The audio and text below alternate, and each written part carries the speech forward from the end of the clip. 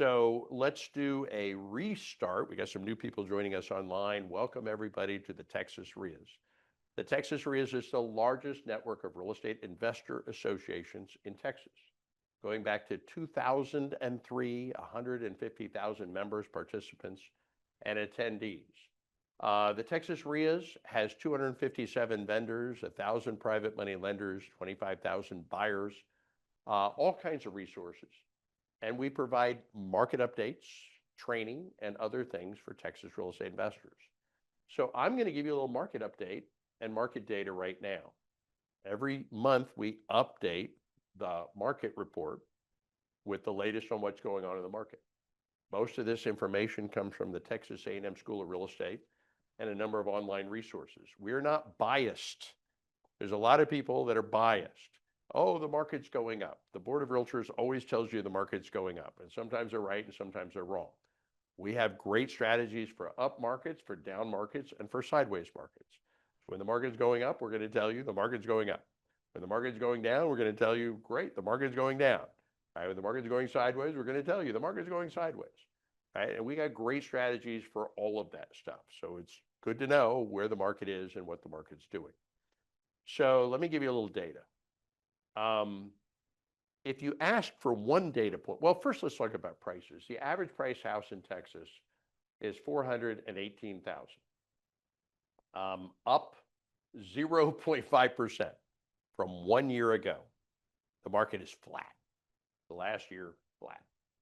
Median price in Texas, $330,000, down 2%. It's flat. And it's been flat. And we're going to talk about that.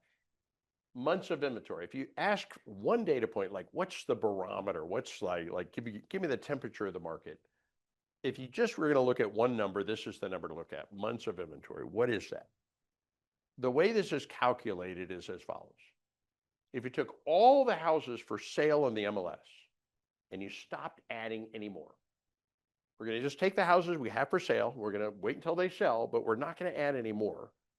How long before they're all sold? Before we run out of houses, before the shelves are empty? The answer, 5.5 months. That's how many months of inventory we have. Now, that's also the average amount of time to sell one house. Now, that's average. What does that mean? Some houses take longer, some houses take less. That's why it's called the average, right? 5.5 months. Now, let's put that into perspective. They say if there's less than 6 months of inventory, you're in a seller's market. If there's more than 6 months of inventory, you're in a buyer's market. So what kind of a market are we in? It's a seller's market. Seller's market, by every definition, it is a seller's market. Now, a year ago, we had 4.8 months of inventory. So it was a better seller's market. But now, technically, it's still a seller's market. So what happened to the buyer's market? Well, let's look at the history. 2021, prices went up 18% in 1 year. 2022, prices went up 10.7% in 1 year. 2023, flat. 2024, flat. Except at the end of 24, it went up a little bit. Why did it go up a little bit? Because what happened to interest rates at the end of 24? They went down a little bit, right? But the market is flat. Why is the market flat? Well, what's changed? What is the biggest thing that's changed over the last few years? Interest rates. Interest rates. What happened to interest rates? They went up. Okay, let's talk. When interest rates go up, what happens to home prices? Does it make home prices go up or go down? You might think so. I mean, interest rates go up, home prices go down. Let's talk about that. Real estate doesn't care about interest rates. Real estate cares about two things, supply and demand. That's what it cares about, pure supply and demand. So let's talk about supply and demand. Okay. When interest rates went up, loans became more expensive. Houses become less affordable. The payments are higher. Fewer people can afford them. When fewer people can afford them, the demand goes down. When the demand goes down, that pushes prices down. But that's not the only thing going on. There's an offset. What's the offset? Normally, 2/3 of the houses for sale are resale and 1/3 are new construction. That's the normal mix. Right now it's inverted. Why is it inverted? How come people are not selling their homes? Because they got a 3% mortgage and they don't want to give it up. They should be selling. People should be saying, hey, we've been here for a while. The economy is not bad. Most people have jobs. They should be stepping up, but they're not. They're saying, no, I don't want to give up my 3% mortgage. So there's less supply. So there was less demand, and then there's less supply. And then what happens to prices? Flats, right? They cancel each other out. Something else is going on in Texas. What's going on in Texas? Last year, California lost 500,000 people. Last year, Texas gained 500,000 people. Where do you think they went? We know where they went. And there's another 12 million people we don't know where they went, but there's a bunch of them here too. And they all need a place to live. And there's another problem going on. So that's demand up, right? But there's another problem. I don't know if you guys know this. We're in the middle of a housing shortage. Who knows this?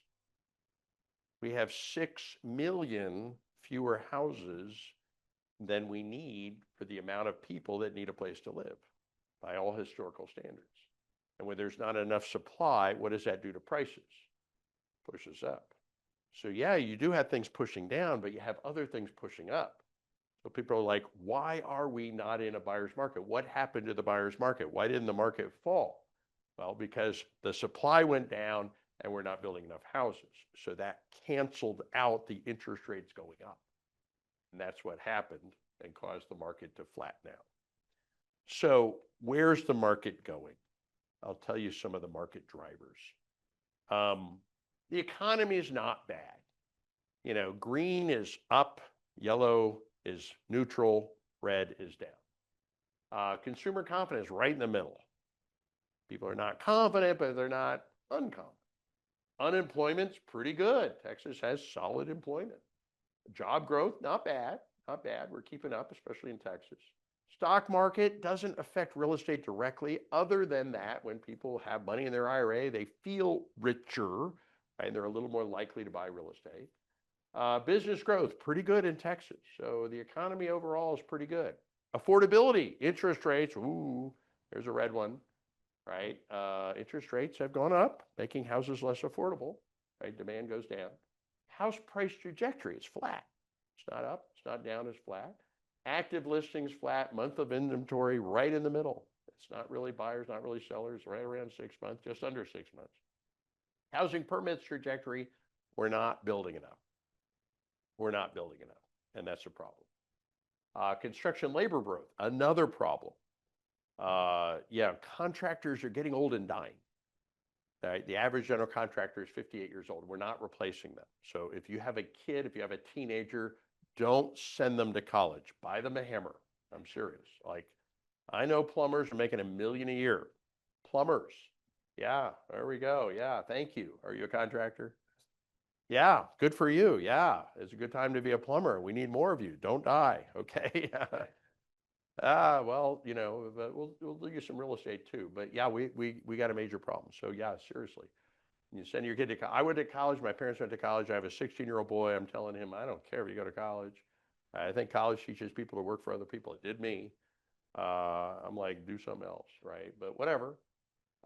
Demand, closed sales trajectory flat, pending sales trajectory flat. Migration. This should be the biggest bullet on the page, the big one. Migration is the ratio of people moving in versus people moving out, right? What will affect demand more than anything else? Population growth. And we have a huge influx of people in Texas, right? And we're not building enough houses or apartment buildings, so we got a problem. And that's it. And then, you know, wild cards, you know, a few wars going on, tariffs, who knows? So I'll give you the forecast. The forecast is we don't expect much to change right away. If you were expecting some crazy market bottom, that was probably it, and there wasn't much there. Interest rates are expected to decline a little bit more. They just went down a quarter point. They'll probably go down maybe another quarter point by the end of the year. There's a 68% chance, according to the Fed, that that will happen. That will juice the market, but not much. It's just not going to do much. There's just not much happening. So we'll probably be up about 1% by the end of the year, not much. We'll probably do better next year. Interest rates will probably come down a little bit more. Next year, we'll probably see 2 to 3 years of price increases, but not much. So the market continues to do not a whole lot.